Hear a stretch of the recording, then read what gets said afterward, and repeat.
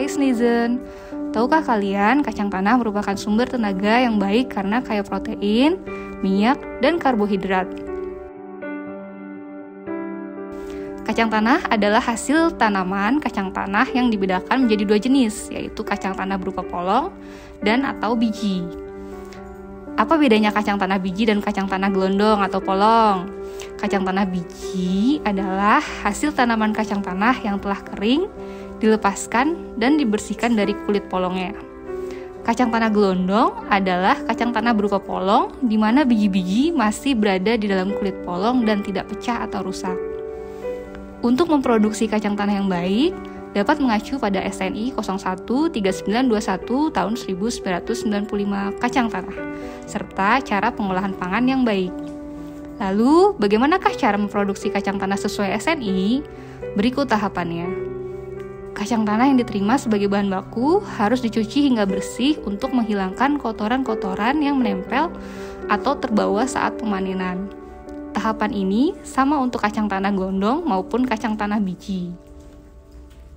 Proses pengeringan dapat dilakukan dengan cara dijemur atau di oven. Jika menggunakan proses penjemuran, maka pastikan menggunakan alas yang bersih agar kacang tidak terkontaminasi. Jika menggunakan oven untuk mengeringkan, maka atur suhu oven agar tidak terlalu panas. Suhu dan waktu harus dipantau. Pastikan kacang tanah benar-benar dalam kondisi kering sebelum dilakukan proses sortasi dan pengemasan. Hal ini dilakukan juga untuk menurunkan kadar air dalam kacang agar sesuai dengan syarat mutu SNI. Untuk kacang tanah biji, kacang yang telah kering dikupas. Proses ini perlu dilakukan dengan hati-hati agar kacang tidak belah atau terbelah. Kacang tanah disortir sesuai persyaratan, yaitu pertama, pastikan kacang tanah bebas hama penyakit. Pemeriksaan ini dilakukan dengan indera penglihatan. Kedua, pastikan kacang tanah bebas bau busuk, asam, apek, serta bebas bau fungisida atau insektisida. Pemeriksaan ini dilakukan dengan indera penciuman. Tiga, pastikan kacang tanah dalam kondisi kering yang cukup dan tidak berjamur. Pemeriksaan dilakukan dengan indera penglihatan.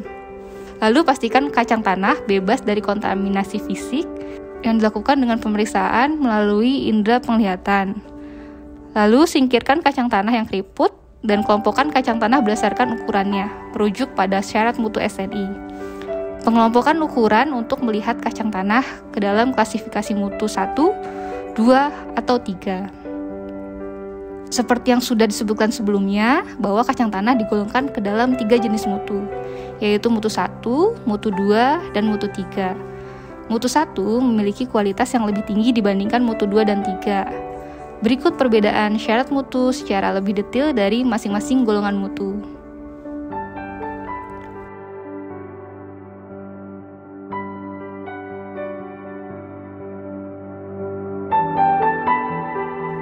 Setelah dilakukan proses sortasi, kemas produk dengan karung goni atau dari bahan lain yang kuat dan bersih. Jahit mulut karung, timbang karung maksimum 75 kg. Pastikan kemasan yang digunakan bersih, tidak rusak, tidak memengaruhi rasa, serta simpan produk dalam kondisi ruangan dan kelembapan biasa agar terhindar dari aflatoksin. Aflatoksin merupakan sejenis mikotoksin yang dihasilkan dari metabolisme jamur Aspergillus flavus. Racun ini dapat menyebabkan kanker pada manusia. Faktor yang harus diperhatikan untuk menurunkan kandungan aflatoksin adalah kadar air dan kebersihan. Kacang tanah dengan kadar air tinggi sangat disukai jenis hama gudang dan rentan terhadap pertumbuhan jamur. Oleh karena itu, penting untuk menjaga kacang tanah dalam kondisi kering dan sejuk, dan disimpan di tempat yang tidak banyak terdapat kandungan uap air. Di bagian luar karung, berikan label dengan mencantumkan informasi sebagai berikut.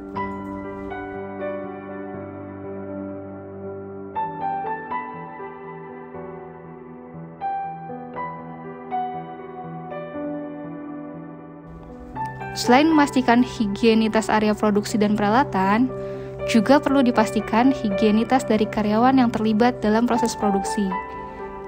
Dengan penerapan SNI, dapat meningkatkan nilai tambah dan penguatan daya saing produk kacang tanah.